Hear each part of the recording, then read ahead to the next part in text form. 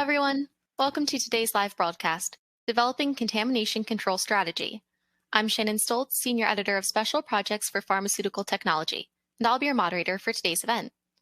We are pleased to bring you this webcast presented by Pharmaceutical Technology and sponsored by Nelson Laboratories. Nelson Labs is a global leader in microbiological and analytical chemistry testing and advisory services for the medical device and pharmaceutical industries. Nelson Labs serves over 3,500 customers across 15 facilities in the United States, Mexico, Asia, and Europe. The company has a comprehensive array of over 800 laboratory tests, supporting its customers from initial product development and sterilization validation through regulatory approval and ongoing product testing for sterility, safety, and quality assurance. So we do have a few important announcements before we begin today. This webcast is designed to be interactive, and we encourage you to ask questions during the event. You can submit questions by typing them in the Q&A box, which can be found at the bottom of the video player. You can enlarge the slide window by clicking on the small icon in the bottom right corner of the media player, and the slides will advance automatically during the event. If you have any technical problems viewing or hearing this presentation, please click on the question mark help widget in the top right of your presentation window. And I would now like to introduce today's speakers. We are pleased to be joined today by Susan Schneep and Martel Winters. Susan Schneep is the Knowledge Leader for Regulatory Compliance Associates and is Chair of the Parenteral Drug Association, or PDA, Board of Directors. Her background includes CGMPs, audit readiness, change control, investigations, supplier quality, and batch record review. Martel Winters is a Director of Science at Nelson Labs and a recognized authority and industry leader on radiation sterilization, bioburden, industrial microbiology, aseptic processing, environmental control, and tissue processing. He has over 25 years of experience on these topics and has worked with clients in all areas of the world, speaking, training, and consulting in the medical device, tissue, and pharmaceutical industries. Martel is an active committee member of many working groups within AAMI. Thank you both so much for joining us today, and please get us started. Well, thank you for that lovely introduction. And I want to thank Martel for joining me to do this presentation. It all really started when the European Annex 1 came out, and there was a new requirement in Annex 1 for contamination control strategy. And we got to thinking about what that meant. And, you know, I first panicked, right? Because I thought, oh my God, it's another thing we have to learn and do, and we've got quality systems and pharmaceutical quality systems and complaint handling and investigations, and now we have to come up with a contamination or containment, as I call it, containment control strategy. But then when I stopped panicking and I thought about things, I said, well, we have a lot of information already. And so what I'm going to do is walk my part of the presentation will be walking you through what we already have in relationship to our process design, our facilities, our raw materials, environmental controls, the validation, container closure, and of course our quality systems. And then Martel's going to do the, what do we need? So to tie it all together so we get an effective contamination containment control strategy, he's going to tie it all together. Now, I know we started off with contamination control. On this slide, you see containment control. At one point way back in the day, in the FDA, it was actually called containment control. So I use those terms interchangeably, and if you hear me slip throughout the presentation, that's because I grew up in the era where it was containment control, but it's kind of the same thing. You're going to control the contamination from one area to another. So what do we have? Right now, currently, we have a lot of documents. We have a lot of information, right? And so when it comes to process design and microbial control, we usually have process flow diagrams. We've taken samples. We know what our environment looks like. We have established critical quality attributes, in-process controls, microbiological attributes. We have bioburden, endotoxin. We know all of this. We know what our particulate attributes are, defined hold times that we can keep product before we go on to the next step, whether it's aseptically filled or terminally sterilized. And we have process validations to show that we can, reproduce the product over and over and over again under the same set of conditions that are defined here. So we have a lot when it comes to process design and microbial control. With facilities and utilities, we've always got the air pressure control following the ISO system.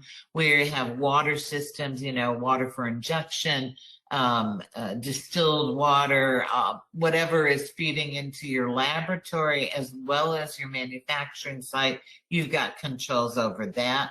You've already done a cleanability assessment. How easy is the equipment to clean? How easy is the facility to clean? Is there any degradation of the walls, the floors, the seams?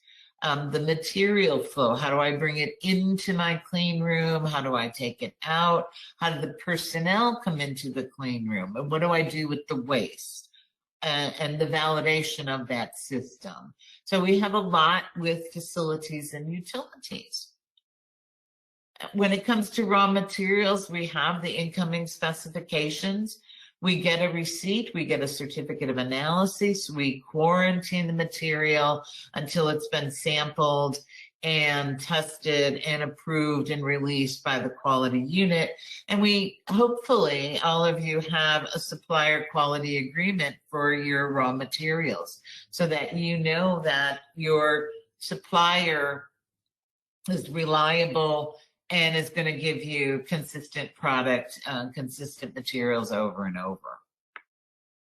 So we have raw materials, we have environmental controls and validation, and that's environmental controls for the areas that we're going to work so that we don't contaminate the product. So we do particulate monitoring, environmental monitoring, media fills to represent when you're aseptically filling, right? To represent that you don't contaminate the product, you're going to use media.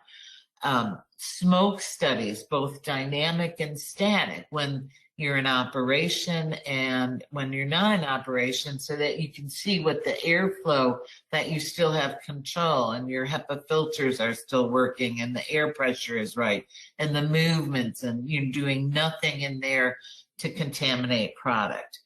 Temperature and humidity are monitored, and if anything goes wrong, typically you have a recovery plan.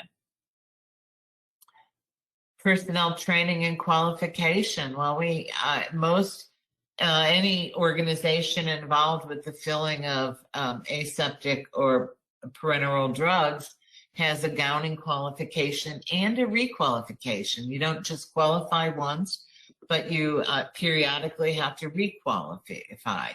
And there's a disqualification if you don't if you get hits while you've been gowning, you may be disqualified for a time until you can pass a requalification. Personal hygiene is important. We all have criteria around that. Clean room practice, how you move, how fast you move. And then, of course, production, microbial monitoring, monitoring your gowns, your gloves, and settling plates. All of that goes into supporting the personnel and the qualification of the personnel and how they manufacture the product. Then we have equipment validation. Of course, all the equipment we work on has to be validated, designed appropriately for its use. We have to be able to clean it so there's no cross-contamination.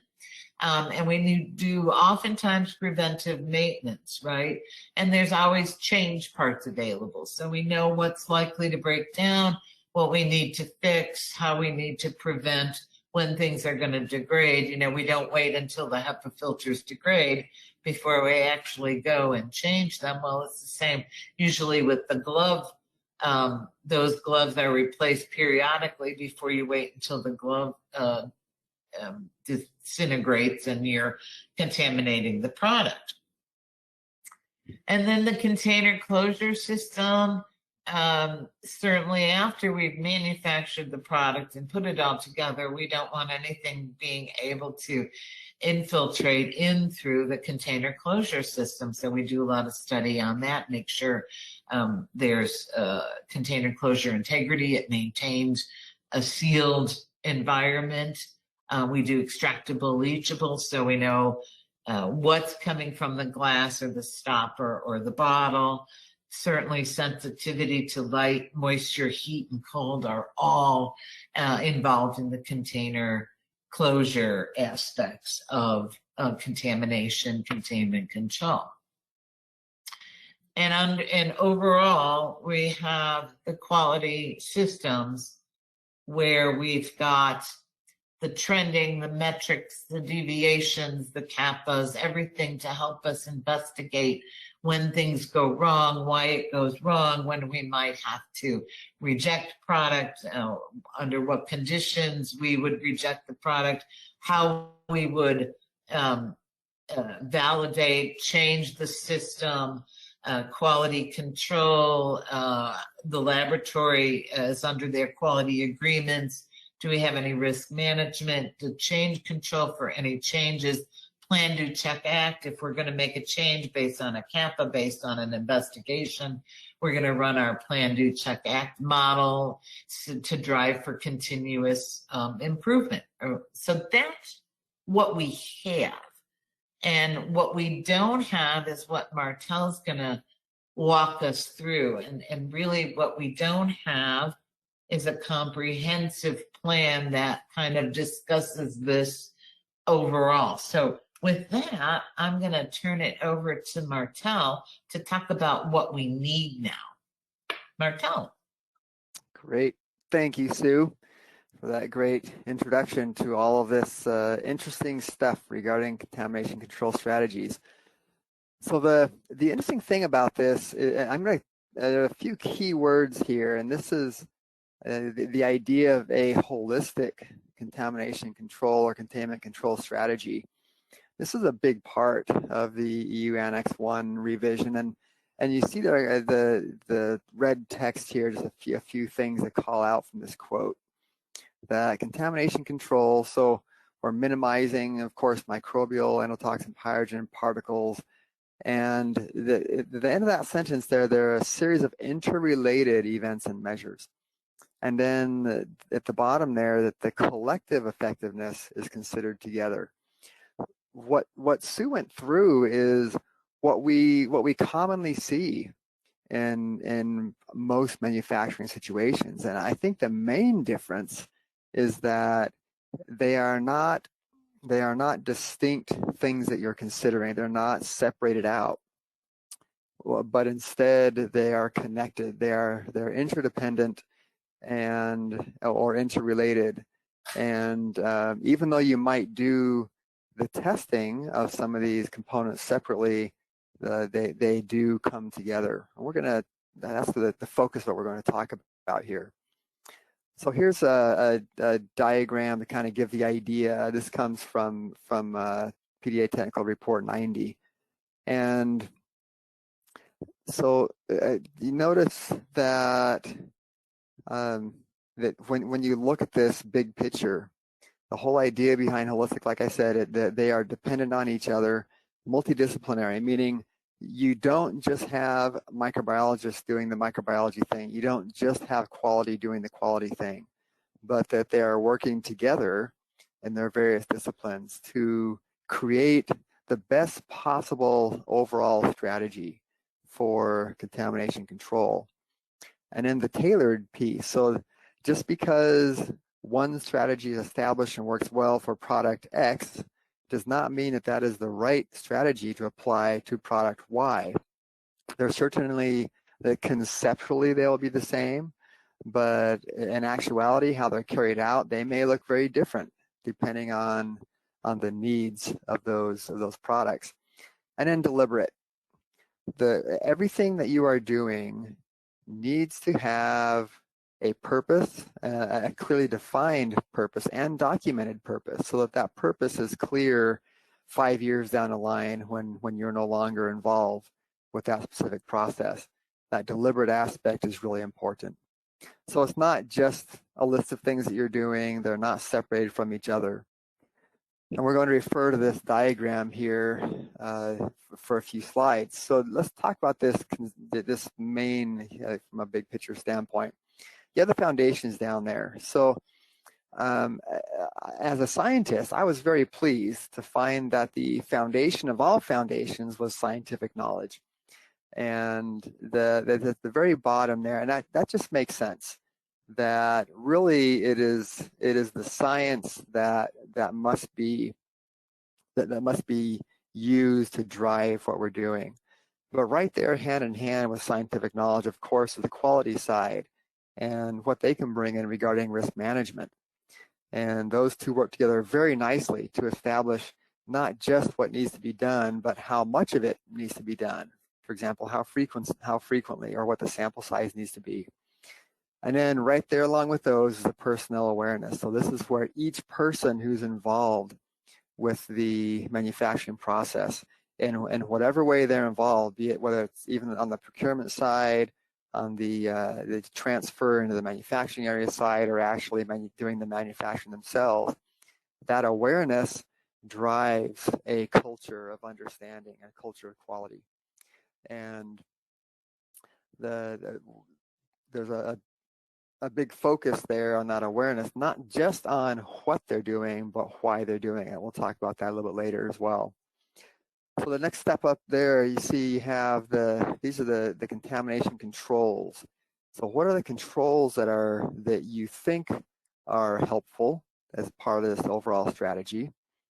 And then in order to gain confidence in those controls, there needs to be some validation work behind those, so that you can show that this control indeed is a good representation of the contamination that you're trying to avoid in this specific aspect of the process. And then, of course, that leads to the ongoing monitoring. And we're not going through every box on all of these, but that monitoring is critical. That's an ongoing thing. The science knowledge and the risk, the quality risk associated with that, those of course dictate, like I said, the frequency and the depth of that monitoring. But that ongoing monitoring and then trending of those controls is critical. And then you got this feedback loop. As you're monitoring, as time goes on, things are going to happen. And as those things happen, you'll find this is a very iterative process. So you'll find yourselves, based on the ongoing monitoring, you'll find yourselves going back, maybe looking again at contamination controls, maybe due to something that has happened over time. Maybe you need to look at one aspect of that contamination control differently. Go back to the beginning, work your way up again through either alteration or addition of controls, validation of those controls, and then add that to the monitoring process. And then you've got the big picture oversight. So these are groups and people who have to look at all this from a big picture to make sure that it's all functioning correctly and that it is meeting the intent behind the purpose for this overall strategy. So like a couple summaries here at the top.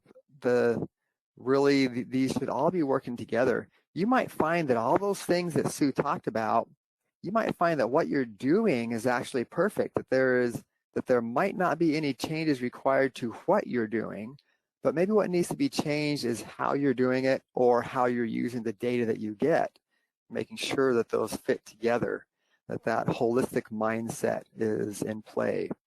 And like I mentioned earlier, focusing on the why versus the what. The what is very easily described in procedures, and people can read those procedures and say, well, it says to do this, so I will do that. But if they understand the why, they can ensure that they're meeting not just the letter, but the intent of what they're doing. Now, I mentioned the TR 90. That provides a roadmap. It does not repeat Annex 1. It does not replace Annex 1, but gives great guidance on establishing that strategy with this mindset of holistic and all the elements involved there. And it also helps to understand how the quality aspect, the quality risk management aspect, plays a role in development of the overall strategy. And finally there, just to help have us at least as much as possible a harmonized approach to establishing a strategy. As is normal in standards, of course, the Annex 1 speaks largely to what needs to be accomplished, not how to get there. And there are documents like TR90 that can help provide guidance on how to get there. And as an industry, if we're doing that in a fairly harmonized approach, then that's going to help everyone be better. Let's talk about some practical considerations. So what might some of these look like in a contamination control strategy with regards to some of these main components of manufacturing? So you've got the manufacturing process. So not just the question of, is it open or closed, is single use or reusable, and is there a sterilization method involved in the manufacturing process, but in addition to having those aspects, how do they interrelate? How do they work together to result in an overall finished product that is safe and effective for the patient? And the same concept with manufacturing equipment. So you're thinking about cleaning and sterilization. You're thinking about hold times and how that might influence the finished product purity or quality. You're looking at cleanability of the manufacturing equipment. With regards to the drug substance and the drug product, so what's ideal as far as growth or what's not ideal as far as growth? What are you implementing to ensure that either you are or are not allowing growth, depending on what your process needs to do, and what do those hold times look like to make sure that you're achieving the correct product purity and cleanliness. Microbial reduction. So if there's a requirement if there's a need to have some type of microbial reduction in the process, how well does that work? Is that meeting the intent, or is it just a process that you use somewhere else that you're throwing in here thinking it's going to make a difference? But not just that, but more focused on is it meeting the real needs of this specific product? And then you might have a product where there might be a concern with viruses, where there might need to be a removal or an activation of viruses as part of this, the drug substance and drug product. Of course, the manufacturing facility plays a significant role in this strategy. How are the products stored, and how are the products dealt with, the various materials and equipment? When they're taken into the manufacturing area, when they're removed as waste, how is that done? Is that done appropriately? The big concern I often have with this type of situation is when materials are received and before they go into stores, there might be samples taken out for assessment or for testing to make sure that it is meeting the intended need behind that raw material.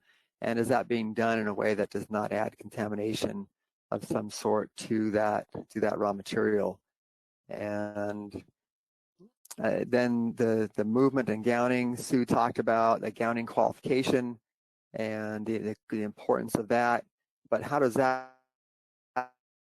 all sure that's kept in mind as you are establishing whatever criteria you have for that? Regarding maintenance, Sue also talked about this previously. So like I said, many of these things are not necessarily new, but the way you think about them and how you incorporate them into the overall strategy is what's different. Maybe the biggest difference is more of a mindset than actually what you're doing, but why you're doing it and how they relate to each other. So, and on the maintenance side, maintenance always needs to be done either preventive or unscheduled maintenance when something goes wrong. How is that done in a way to ensure that the finished product retains its cleanliness? How quickly can they return back to a situation where they can start production without there being any potential risk to the product? And then raw materials and consumables. So do you have to be concerned with adventitious agents? You have to be worried about microorganisms or viruses or other things as part of those raw materials, and what testing occurs at the supplier side versus what testing you need to do internally, and just understanding what those things need to look like. And then lastly, on the personnel side, what is their awareness from a microbiological perspective? And sometimes this is the hardest, some of the harder things to have to deal with, because people tend to change over time. And as much as we would like to assume that because we train somebody once on something that it sticks with them and that they naturally grow in the understanding and the carrying out of that process, but sometimes people don't. So just a review of that awareness, or ensuring that awareness remains at the top of their minds and at the forefront of their mindset when they're in their on the manufacturing side, that they're fully aware of what they're doing, they understand why they're doing it, and they can use that information to help manufacture the best product possible. Monitoring of the controls. So this is where all these different controls that you place that we've talked about to help understand the cleanliness, if that's the right word, of whatever we're talking about, whatever product or component. How are we demonstrating that all these controls we have in place, how are we demonstrating that those are being effective? And then having appropriate levels established so that you have something to look at when you get those results back. You know what you can look at to make sure that what you're doing is functioning correctly. And then, of course, that all involves a lot of testing. And then limits. So this is the case. When I use the word limit, I'm referring to something that's ultra critical. You might have levels established where you have some flexibility depending on, for example, in the environment of certain classification of rooms. But then you have some limits that these are just things that must be met.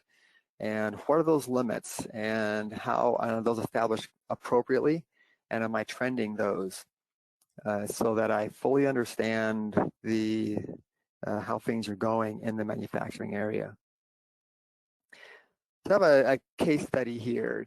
And we're not going to go through every detail here, but these are some three processes for the same product. So this is some contamination control strategies that are established for a low bioburden drug substance, and just three different ways that you might look at that manufacturing process. So we'll go through these one at a time.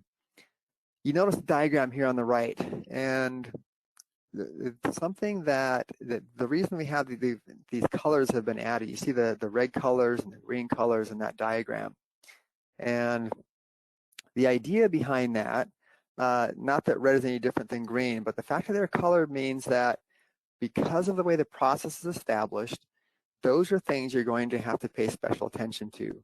The things that are in white are things that almost by default they'll be addressed. So with process one, you see this is a more simple process. So there are open steps at the beginning, at the end, for example. And even though, so you do have a great environment, good personnel, you have good controls. And again, we're not going to go through all of these, but some of these aspects here, like you're using reasonable equipment with complex pathways, meaning we might be using the more traditional approach, which works just fine, but the more traditional approach of the stainless steel tanks and then the piping around the room. And those work great, but the reusable equipment does carry with it some potential issues that need to be addressed. So because of the way this process is established here on the left, by default, there will be more requirements on the monitoring side of things to ensure that the contamination controls you've put in place are resulting in a safe product. Now, as we scale up in approach, so process 2, this is one, maybe instead of having open steps at the beginning, at the end, there are fewer open steps. There are only some open steps at the beginning. So after the beginning, the rest is a closed process. So you have some additional controls there. And so there are other aspects here where maybe you've increased your partnering with your vendors to better understand, to better define and understand what data they provide you when you receive products. You've got inspection of the consumables, and for example, as you're using the bags, you're pre-inflating those bags, doing a leak test as part of that process. So we've added some steps here, taken some of the steps in process 1, made them a little bit better to enhance the overall strategy of contamination control.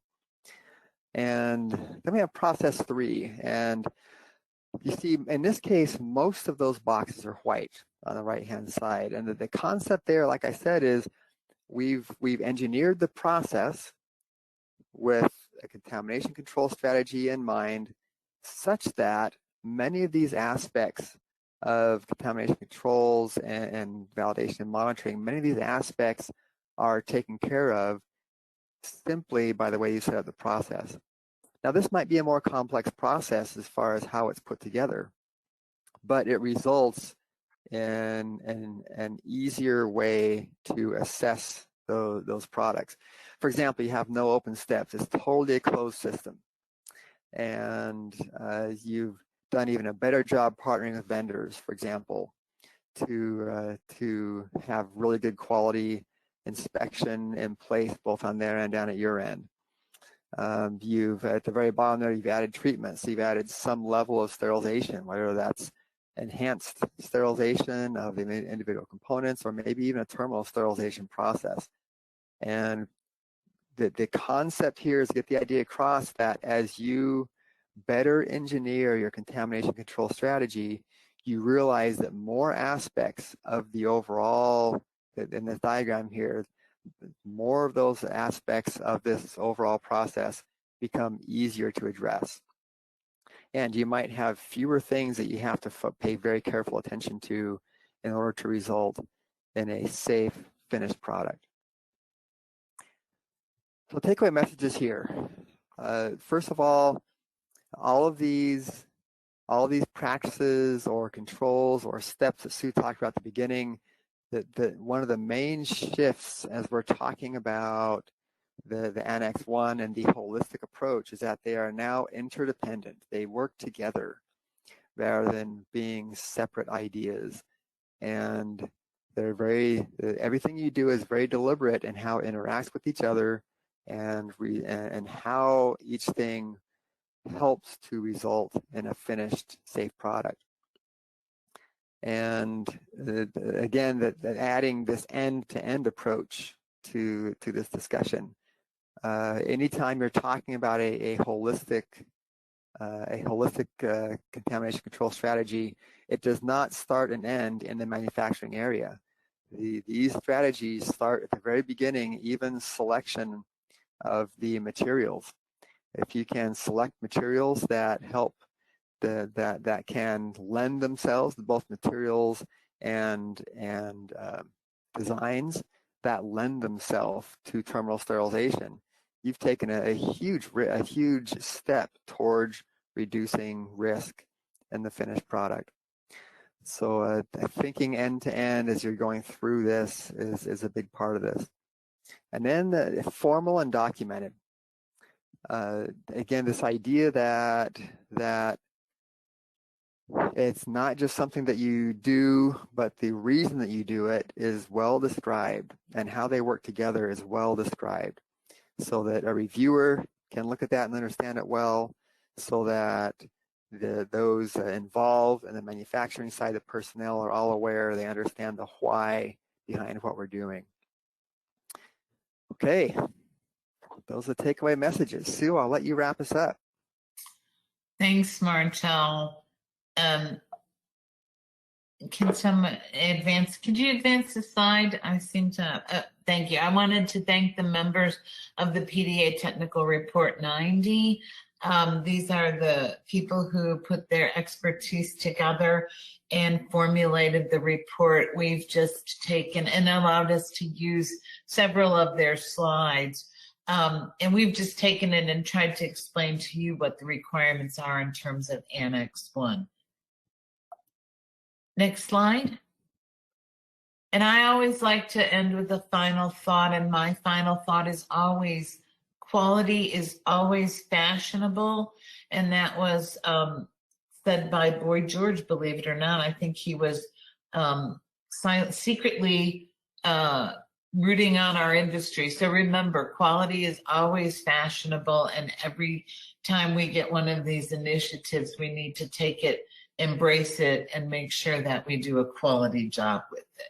I want to thank Pharm Tech and Martel for participating, and we are ready for questions and answers.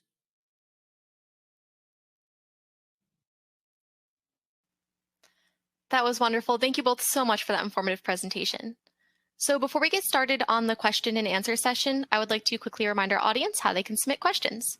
You can submit questions by typing them in the Q&A box, which can be found directly below the video player. So our first question from the audience is, how is CCS different from safety testing methods implemented in the process?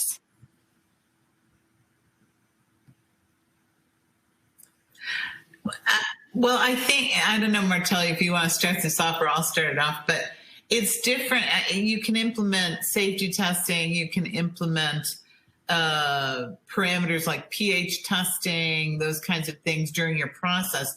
This is taking a holistic view. So it's tying all of those safety testing methods, the gowning, the safety methods that you take when you're gowning, those precautions you take there, and it's putting them in one overall document. So that's how it's different. It's not focusing on one safety test. It's not focusing on one activity. It's taking the holistic viewpoint. Yeah, maybe just to add to that, I think kind of what Sue mentioned there and what I mentioned earlier in the presentation is that it might not be so much what you're doing, but why you're doing it and how you're looking at the results. So a safety test, I might be doing a safety test hoping it will tell me that the process is functioning properly. Whereas when you have a holistic approach established, then the safety test is not something that you're saying, I hope the data, I hope these results come back good so I can release product, but you're saying, you know what, this is a well-defined, well-established, well-characterized process, and these results are just going to be icing on the cake. The cake is established, we're in good shape. Yep. Perfect, thank you so much. So on to our next question. Is it an obligation to implement CCS in a DS manufacturing plant, not sterile manufacturing, having C and D grade areas? I don't know that I'd call it an obligation as more as good business sense.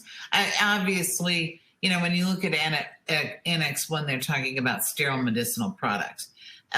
If you're making a drug substance, right, and it's not reputed to be used in parenteral applications,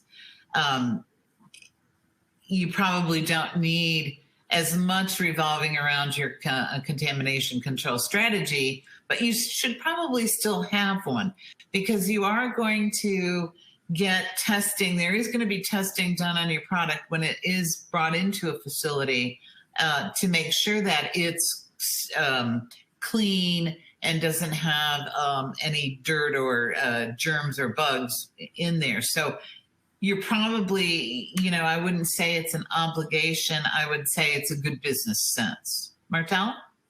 Yeah, I just add I would want the main driver to be, what do you anticipate your customers may be needing? And how high a level of contamination control do you think any of your customers might need? and then addressing your contamination control strategy based on what you might anticipate that needing to be. And I think it's especially important. I'm assuming that the drug substance line, you're going to make multiple drug substances on the line, that it's not a dedicated line. In that case, part of your containment control strategy is certainly going to be cross-contamination of one active ingredient to another when you switch lines, right? So you have elements of it already there. Why not put the foundation around it, right? Why not put the whole thought process behind why you're doing the different cleanings that you're doing? Thank you. So what are suitable CCS for the removal of adventitious agents, especially prions? Sue, should I take an initial shot at this? I'll let you take an initial shot at that, yeah. Yeah, prions are interesting. They're very resistant to most forms of sterilization, except for generally high heat or fairly caustic chemicals, both of which tend to not be good to a drug substance or drug product. Generally speaking, the way that I would address this is the same way that they address prions and other adventitious agents in the tissue industry. In that industry, that they don't test for prions. They're very difficult to test for. There are no good test kits for all forms of prions. So what you do is you ensure that controls are in place, that the source of the materials you're getting exclude the addition of prions through all the raw materials, just ensuring that the raw materials are correctly sourced to just make it so it's not an option to get that in. That tends to be the best approach. Sue, would you add anything to that? I totally agree with that. It's exactly where I would have. It behooves you to take a look at your suppliers and what they're doing, and to ensure, and that should be part of your rationale when you establish your strategy, right? Your CCS.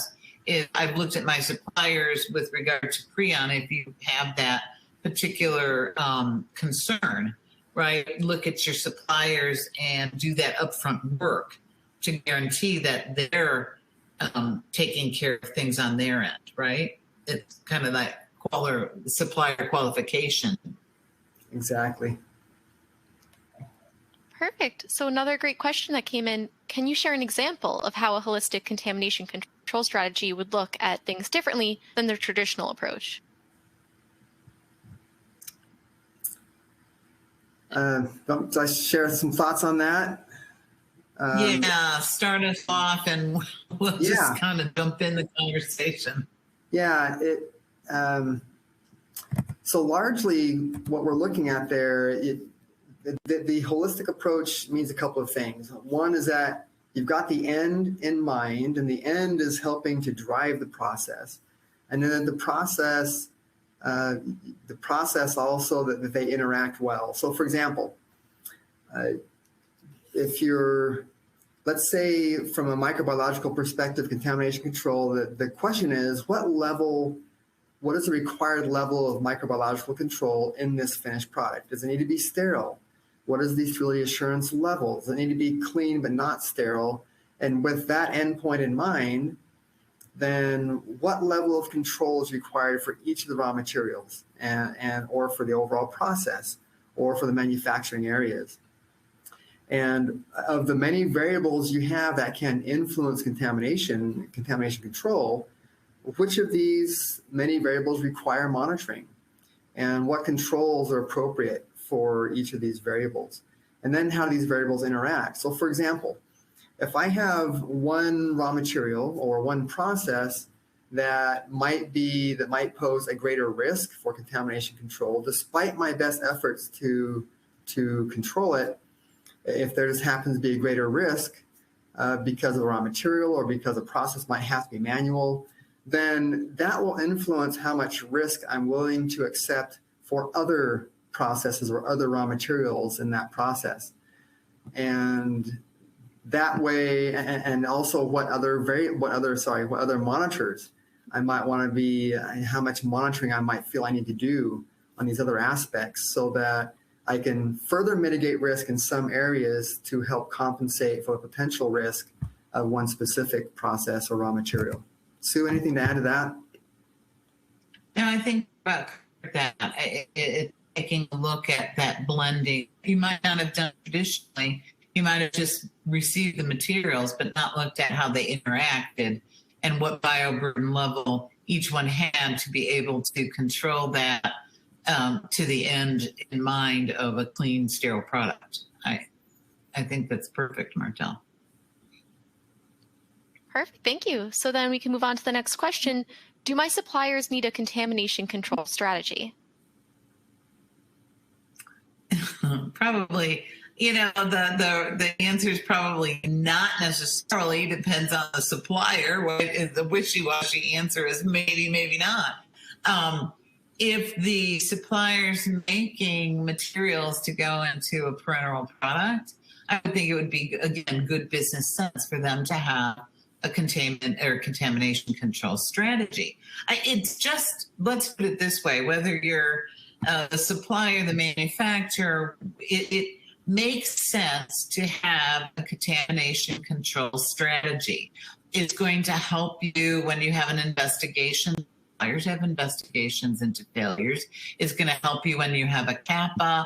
So while it may seem like an additional burden, I think it goes to that concept that Martel and I have been discussing. We have a lot of stuff. Now let's put the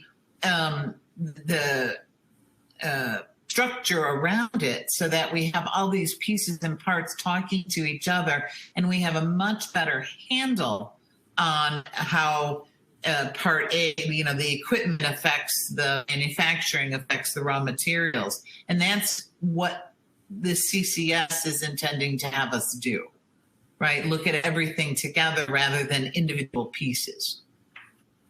And I just add that they're based on your understanding of risk in the process and which raw materials of the process have the greatest potential influence on your level of control, then the ones with the potential greatest risk, certainly you should be talking to them about having a good strategy, because otherwise, when you're testing these raw materials as they're coming in, you're going to have stricter controls on what they might be used to providing, because for you, it's a greater risk aspect of your overall process.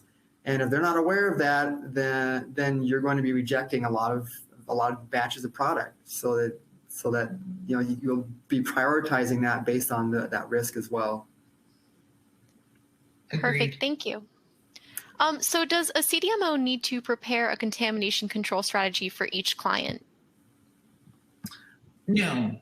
Okay, that's the short answer is no. I wouldn't even advise that. CDMOs are in a very specific niche in that they have multiple clients, right? But when they formulate their contamination control strategy, it should be with all clients in mind. And if a client has a specific request, and this does happen in the CDMO world, right? I have this specific requirement. It's not good to step out of your processes and make a different document to accommodate someone else's specific situation.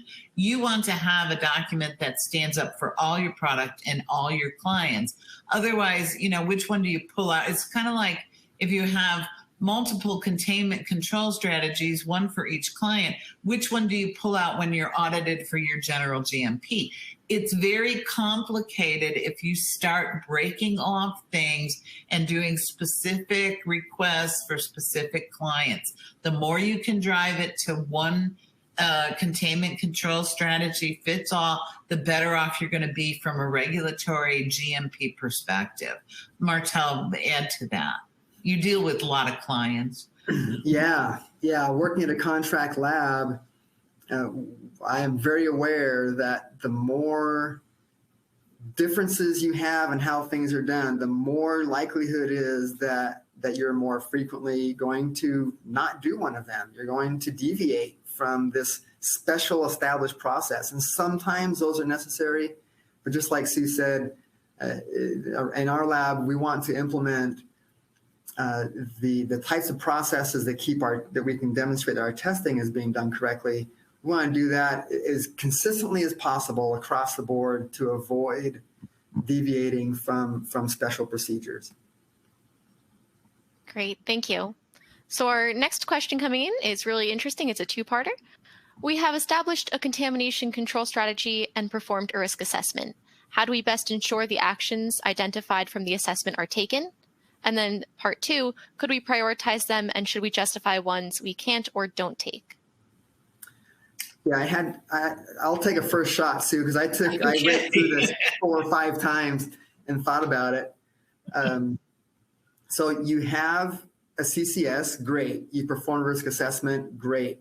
So what you're seeing here is exactly what we see all the time. Risk assessments identify tons of potential actions to take. And now the benefit to a well-done risk assessment is not only do you end up with this huge list of potential actions, but they also are naturally prioritized by the system as far as risk goes. So now you've got those prioritized as far as risk. So the question you might be asking is, well, we've got these 7 or 8 items, for example, that have the highest risk priority numbers or that end up with the highest values, however you're doing your assessment. And so I've got these 7 here that, according to this process, say that we really should address them. And what if some of them, how do we prioritize those? And what if some are just too difficult? And that's a very valid question. And ideally, you're able to address all of the higher risk items that come out of your risk assessment, and you're able to address them through either controls or monitoring or both. And but if there are some that just due to the way the process works or the type of raw material, there might be some things that you just have no control over, or you have little control over, and you can't implement anything to gain more control. And that's part of life sometimes. And kind of the example I shared earlier, that's where that comes into play, where that means that you just understand, okay, this aspect is going to have greater risk. Well, we need to tighten down the risk in other areas so that the overall risk is still manageable and acceptable. Sue, anything to add to that? I think the only thing that I would add to that is the question on justifying the ones that you don't take. Absolutely. Justify why you're not taking it, explain why you're not mitigating that risk, and don't lose sight of it, because you may have an investigation that may actually be one of those risks you didn't take coming to life. You don't want to lose them. Right? You want to have them somewhere in your system so that in case you have an investigation, you go, oh, wow, that's the one we didn't mitigate. You've got a record of it. The only other thing, the piece, how do you ensure the actions that identified from the assessment are taken? You need to use your quality management systems effectively to make sure that you're implementing the changes that you need to make from the actions that you identified in your risk assessment. So you've got to tie all of that together. And if you have a robust quality management system, you should easily be able to identify that you've taken action and you have embedded or you have a better contamination control strategy. Those would be the 2 thoughts I would add. Perfect. Thank you both so much for that answer. And how can quality culture be addressed and evaluated as part of the foundation of the CCS?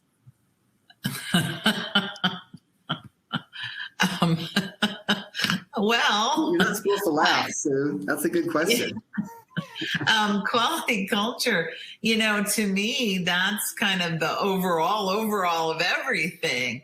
If you have a quality culture that is open and transparent, right, you're going to have CCS nailed down and people are going to be receptive to it. And so quality culture kind of overrides everything for me, right? And the quality culture has to be open, honest, People have to be able to speak up when they notice stuff, and the organization has to take action when they hear of potential issues. And that would be, that would be what I would say about that. Martel? Yeah. Well, and maybe just to add, how is it evaluated, and that can so evaluating a quality culture, it's not something that you can do with simple metrics. Sometimes that's more an issue of understanding certain metrics can help you understand that. For example, the quality culture should drive certain quality aspects of the finished product. So if the finished product is turning out perfectly or very few issues, then that's likely being driven by a successful quality culture. And if you're seeing frequent issues with one aspect, there might be something you can use to supplement that quality aspect to improve the finished product. That should be the main driver, because it's all about the patient, and the finished product then can help to drive that finished product. Absolutely. Perfect. Thank you. So on to our next question. Is the FDA requiring CCS according to EU Annex 1? Oh, that's very interesting. FDA is part of PICS, right? The Pharmaceutical Inspectorate Scheme, right? Cooperative. And so they acknowledge CCS. And they used to call it, and if you noticed in the beginning slides, I kind of flip-flop between contamination control and containment control. And a lot of the elements that we have put in place for CCS, which are, came under containment control. So I think the FDA would be looking for that type of document. They might not call it CCS, they might call it CCS, but they are going to look for that kind of document that ties all of the elements of your contamination control together. And just like they're looking for, robust quality management systems that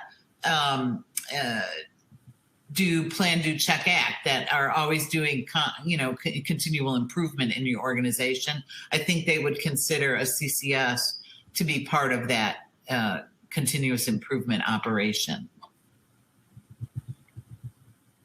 Yep. Did you want to add anything, Martel? No, I don't. So based on time, should we take one more question, do you think? Yep, we can squeeze in one more. So as for the final question, once I establish my contamination control strategy, how often do I need to revise it? That's kind of a loaded question, right? So I want to say as often as you need to. However, if you find you're revising it every month, you didn't do a very good job on your CCS. But if you're only doing it every 2 years, maybe you didn't do a very good job on your CCS. So I think you need to put it on if it doesn't come up for normal revision during normal investigations and procedures, you may want to put it on like an SOP schedule every 2 years, whether I've made a change or not. But if you find you're revising it too much, I would go back and redo that CCS, because if you have to revise it all the time, it probably wasn't very well done in the first place, right? Yeah. You hit on the main word that came to my mind was change. That should be an obvious driver for revisiting that. Yeah. Perfect.